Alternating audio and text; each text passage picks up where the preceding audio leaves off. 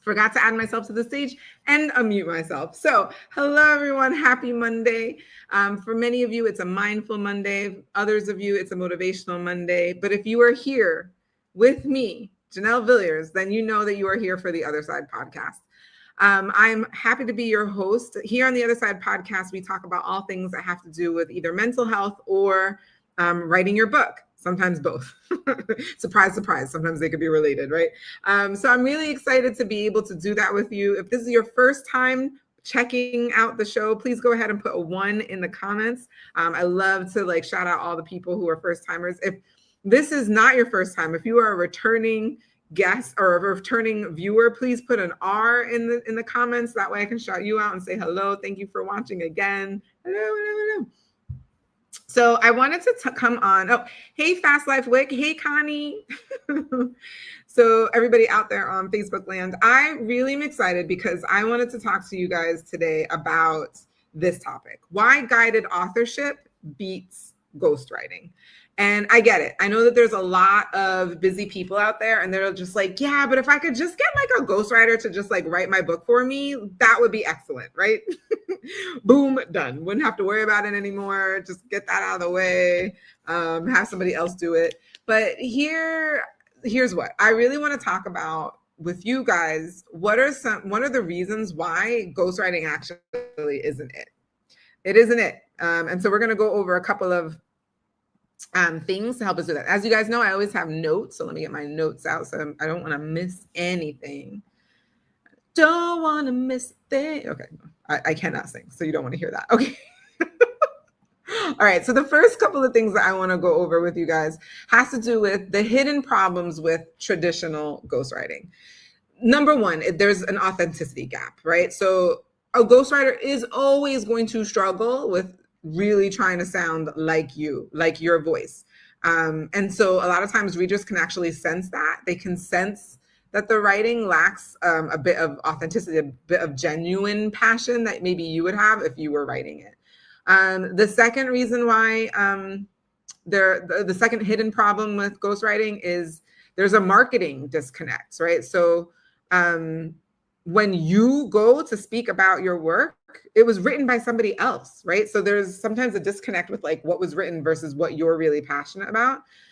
So social media engagement is super, super going to be inauthentic when you're discussing the content because you didn't write it. And then there's brand alignment.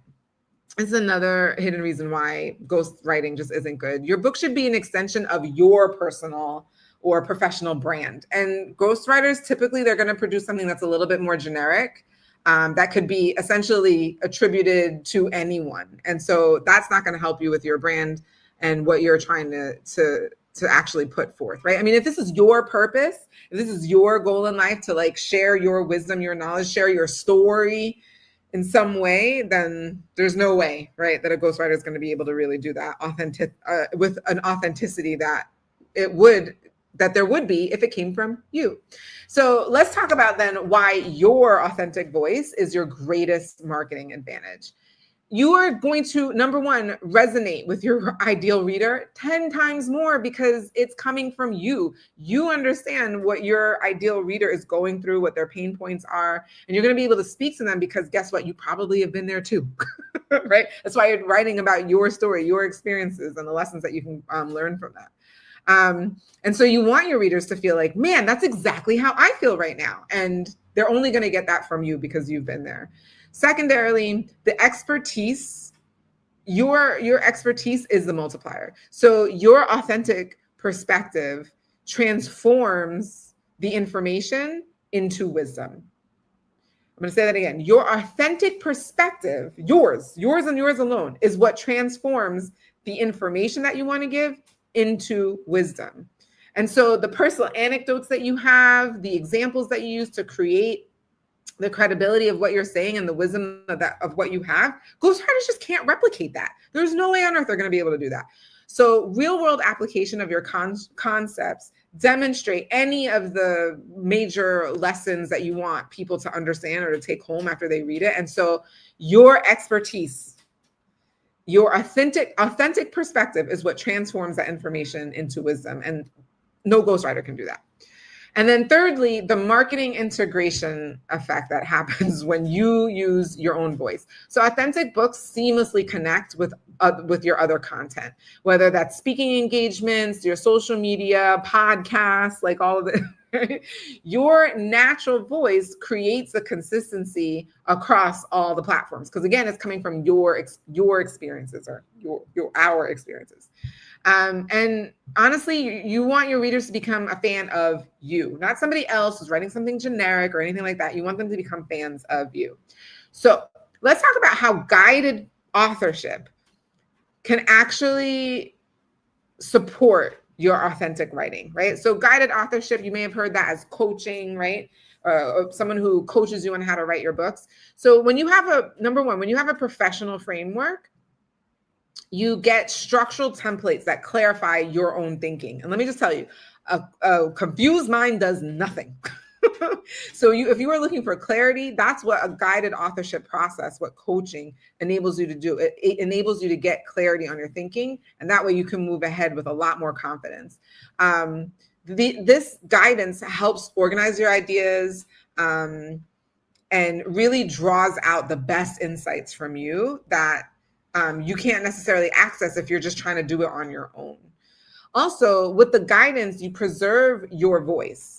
So sometimes even a recorded conversation that you have with your guide or your coach, right?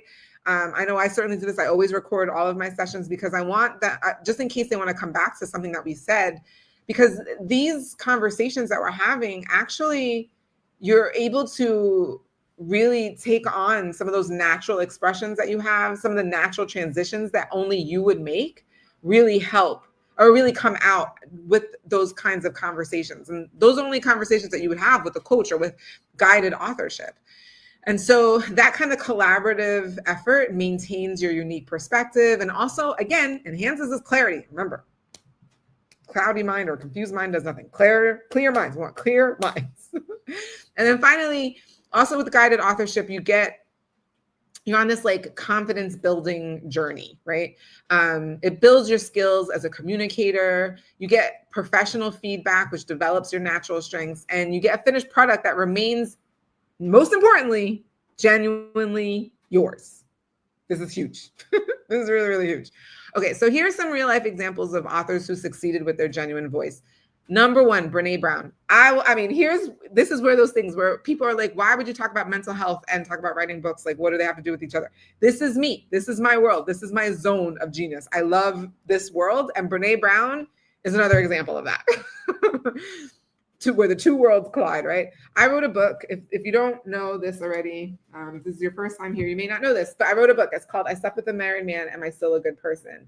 And my true calling with this book is to really go down a path of shame-based thinking, and how shame-based thinking can essentially disrupt and ruin all sorts of relationships that you have, whether that's with family, romantic relationships, business relationships, all sorts of relationships, right?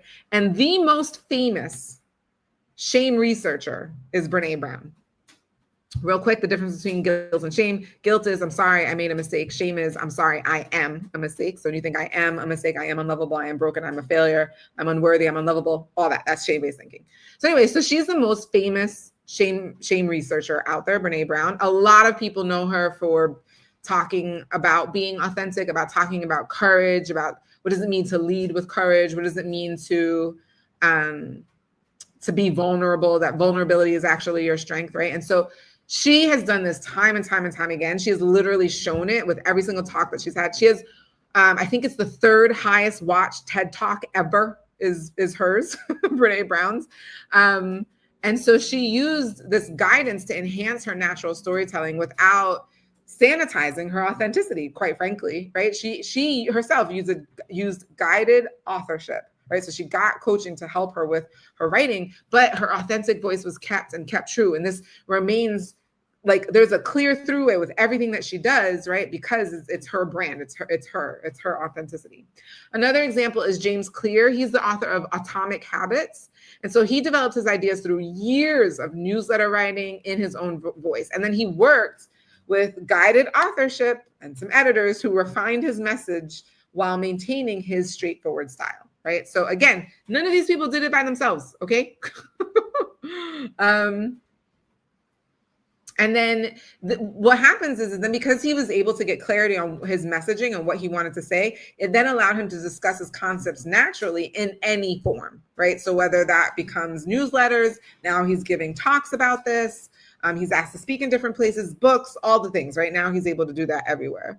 Another one is Glennon Doyle, and her raw, unfiltered writing style became her strongest marketing advantage. Professional guidance helped structure her authentic experience.